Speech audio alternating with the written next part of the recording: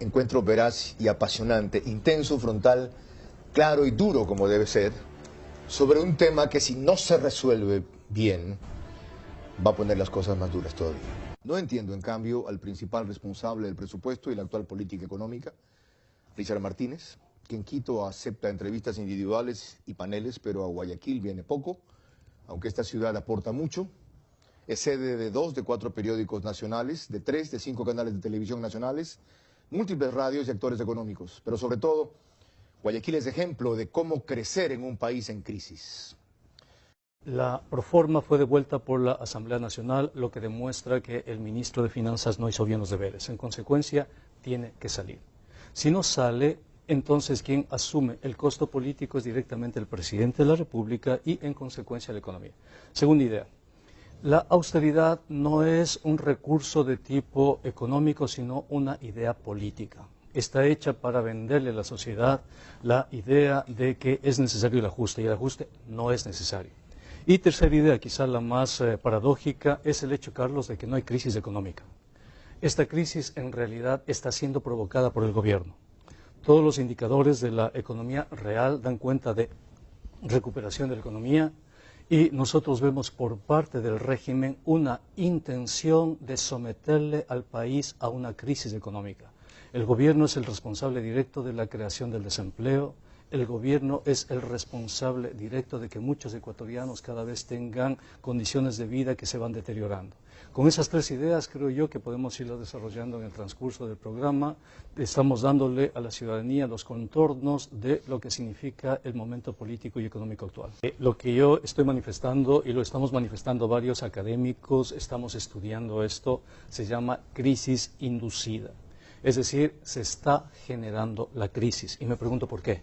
Y voy a tratar de responder esa hipótesis aquí en el programa. Pero puedo decirles a los ecuatorianos que la crisis que estamos viviendo está siendo provocada de manera intencional por el gobierno de Lenín Moreno.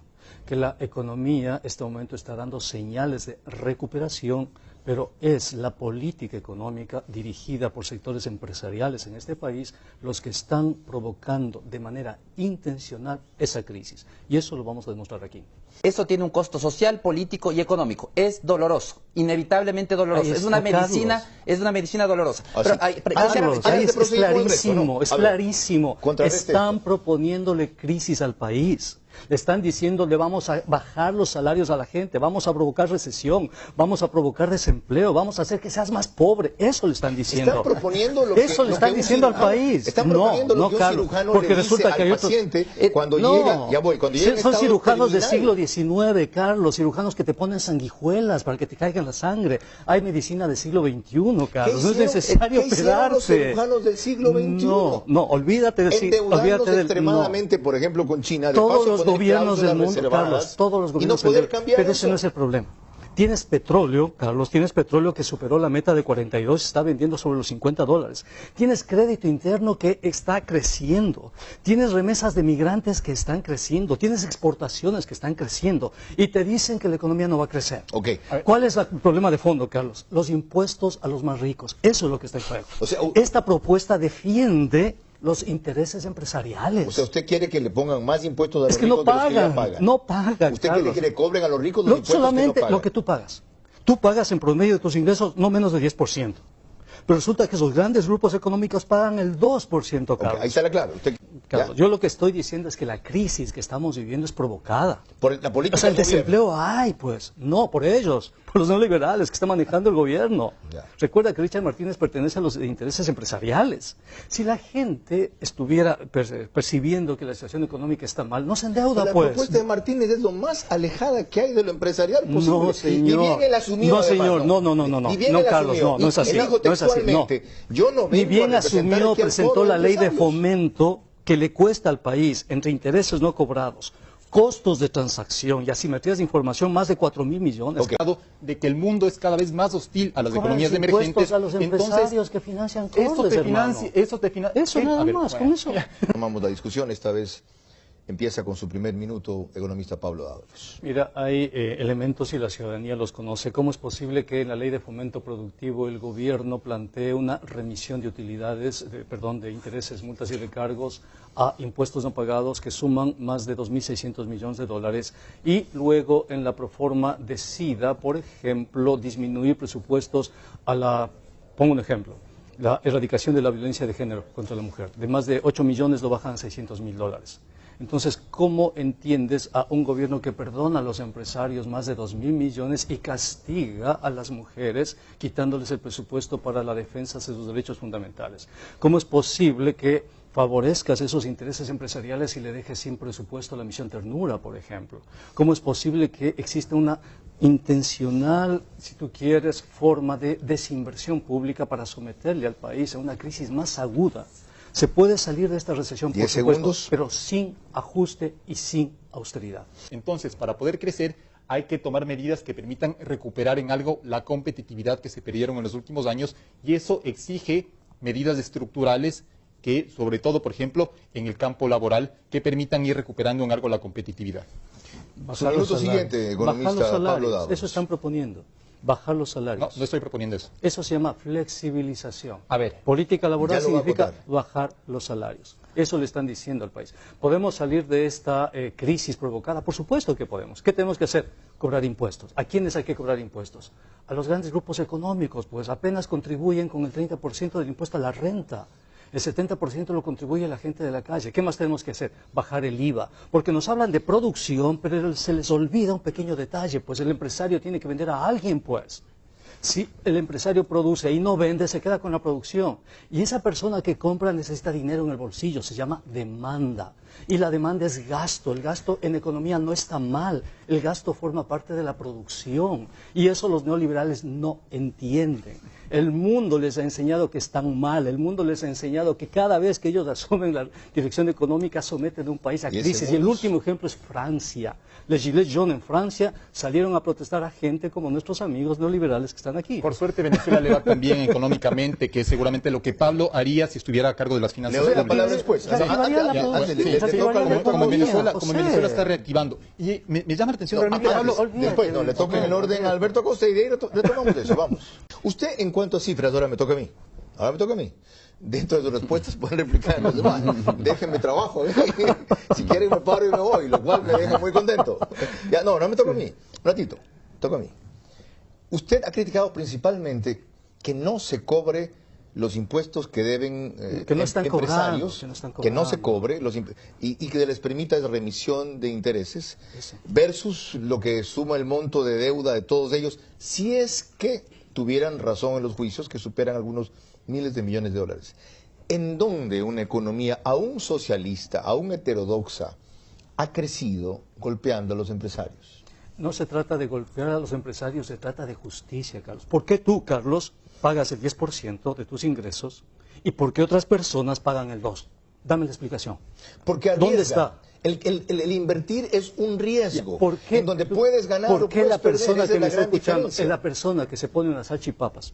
La persona que quiere ponerse una tienda, va al SRI y le dicen, señor, usted no ha pagado, tiene que pagar el RICE. Ok, veámoslo de ¿Y por qué un gran empresario que tiene miles de millones, su contribución es mínima, que está utilizando la infraestructura social? Entonces, Carlos, se trata de justicia. No, se trata de justicia mínima. ¿En dónde ha funcionado un esquema Estados como Unidos. En Estados Unidos, por supuesto, en Estados Unidos. Fíjate tú si los empresarios de Estados Unidos, si los empresarios de Estados Unidos, el subsidio agrícola que da a los empresarios, Carlos, estamos hablando de otro tema. La reducción de impuestos que hace Estados Unidos. Estamos hablando de responsabilidad fiscal. En Estados Unidos los empresarios tienen que presentar a la autoridad fiscal sus ingresos y pagar sobre eso. Que sobre eso se reduzca es otra historia. Pero no le hacen trampas al Estado, un socialista muestra un país capitalista segundo, como Europa. Ejemplo de manejo económico. Segundo, Europa. ¿Para usted qué es socialista? No, ¿Estados Unidos es un ejemplo de manejo económico? Se llama justicia tributaria. O sea, el sistema gringo es más justo que el ecuatoriano. Por supuesto. ¿Por qué estás poniendo en las espaldas de los más pobres toda la carga fiscal? Es todo. Lo que le pidió José Hidalgo. Él dijo, muéstreme una sola cifra que soporte su diagnóstico de que no estamos en crisis. Una sola cifra. Mira, no, una. Los empresarios pagan el 30% de la recaudación directa. 1.343 millones de dólares, los 215 grupos empresariales que tuvieron ingresos el año pasado por 63.000 millones de dólares y su aporte de impuesto a la renta fue de 1.114 millones. Okay. Datos del SRI. Tomo su tesis. Supongamos que tratamos a los empresarios como usted propone. A ese pequeño grupo de empresarios, nada más, porque los demás empresarios sí pagan. Como usted propone, perfecto, no hay problema. ¿Quién invierte en el Ecuador? Es que la inversión viene por la demanda, no viene por la producción. Es decir, yo invierto cuando me compran. Para que se genere demanda, alguien tiene que invertir en productos, bienes y servicios. Entonces, todo empresario hace algo que se llama estudio de mercado. Todo empresario. Si no hay mercado, no hay empresas. Ya, entendido, hasta ahí llegamos. En el periodo de Correa, con la política económica de Correa, es innegable que muchos sectores productivos batieron récords de producción. Por supuesto. Récords de producción. Puede ser que porque invirtió el gasto público que generaba demanda privada para todo lo que hubo que hacer, pero hubo récords de producción. Sí, eso no se puede negar. Eso no se puede negar. Que se aplicó en la década pasada, sustitución de importaciones. Cerrar el mercado y que nos obliguen a los consumidores a pagar por un producto a un precio más caro y además un producto de calidad inferior. Entonces la única opción era comprar internamente. Entonces sin inversión, sin mejorar el producto, se podía vender cualquier cantidad. En un último artículo publicado en 4 Pelagatos, se opone a la propuesta del Foro de Economía y Finanzas, de que se baje el IVA de 14 al 12%, habiendo recordado que ahora sería del 12 al 10%, habiendo recordado cuando se bajó del 14 al 12%, porque ya cesó la medida extrema por lo del terremoto, en el 2017 ese impuesto generó más de 600 millones de dólares. Es decir, hay un principio que es el de que menos impuestos generan más recaudación. Es un minuto. Bien. A mí me preocupa el hecho de que el gobierno esté haciendo todo lo posible para exacerbar la crisis, para profundizarla, y pienso que hay que responder eso. Y creo que ya es el momento. O sea, ¿por qué? Esbozo una hipótesis de trabajo. Pienso que al gobierno le interesa profundizar la crisis, consolidarla, ampliarla y generarnos esa percepción de que todo está mal, porque detrás existe la intencionalidad de llevar adelante un programa intensivo de privatizaciones de la obra pública, y no puedes privatizar si previamente no tienes la legitimidad que te permita privatizar. Es decir, no puedes privatizar en un contexto de una economía que está creciendo. Tienes que necesariamente hacer que tu economía decrezca. Entonces, si vemos a quienes además forman parte del gobierno, por ejemplo el señor Cuesta, ¿no?, que lamentablemente no vino, que actúa como interfaz de poderosos intereses, yo pienso que el argumento de la crisis, el argumento que esto está a punto de explotar, en realidad es político y obedece a los intereses de estos sectores que están detrás de la privatización de la infraestructura pública. Por fin dijo usted lo que le faltaba. Ya entiendo el origen de su propuesta. No coincido necesariamente con ella, pero ¿usted cree que hay atrás se llama todo economía un plan política, de privatizaciones, sí, porque ya está en la proforma, de negocios y de negociados, y eso explica el manejo de la política del Estado? Exactamente. Okay. Yo lo dije más claro que usted. Que usted también se mandó la suya aquí. Por supuesto. No se la va a llevar Por fácil. supuesto. ¿Ya? Usted comenzó diciendo no, que no había crisis. Comenzó diciendo sí o no, que no había crisis. Por supuesto. Ya, ¿ok? Está siendo provocada. Okay. Comenzó diciendo no, que por no había supuesto. crisis. Ya. Y lo ratifico. Dale suave. En su última intervención dijo que el gobierno va a exacerbar la crisis. ¿Cómo se puede exacerbar lo que no existe? Es decir, según su definición, ya existe una crisis, pero lo que el gobierno quiere es agravarla.